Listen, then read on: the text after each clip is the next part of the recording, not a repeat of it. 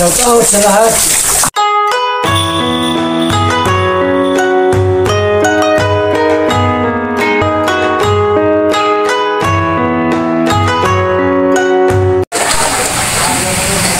Siyempre, sino pa po bang ibang mag-welcome sa atin kung hindi ang kuya at ang tatay ng mga Kalingap boys.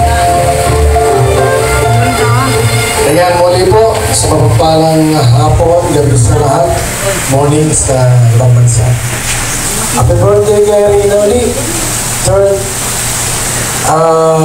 birthday celebration ko ngayon. Although na 16 pa lang po si Rina, no? Hamas ko kayo mag-18 siguro, maraming birthday sila. Welcome sa lahat, sa buong Team Kalingap, E-Boys Group, at sa lahat ng mga Kalingap partners, angels, ngayong gabi po sa birthday celebrant ni Princess Serena. Palakpakan natin! At siyempre po sa mga sponsors ngayong gabi po sa birthday nito, sa mga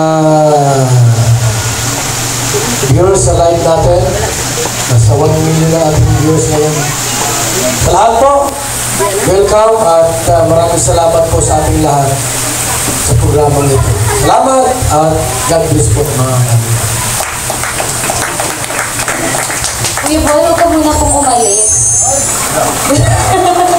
May gusto po kasi silang ibigay sa iyo, pero una po kasi tinatanong po muna nila kung ano daw po yung Gcash mo. Gcash. Di, ibulong mo na lang sa akin, Kuya Bol. Wait lang, bukas tayong Gcash.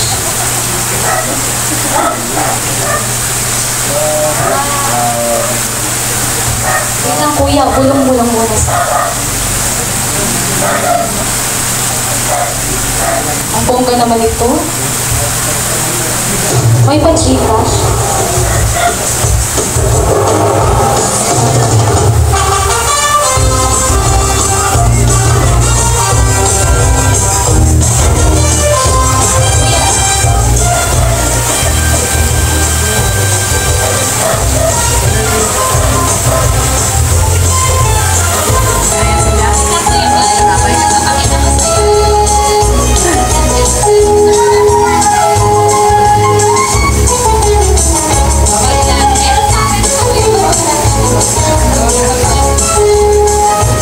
Ayan, una pong surprise kay Kuya Val ay yung pa-Gcash. Ito po ay pasasalamat po ng mga sponsors dahil sa pagmamahal po ni Kuya Val sa ating Princess Rina. At bukod po dito sa i-Gcash po sa kanya ay meron pa pong nakasobre. Ayan. To Kuya Val from Meldrin Japan Group.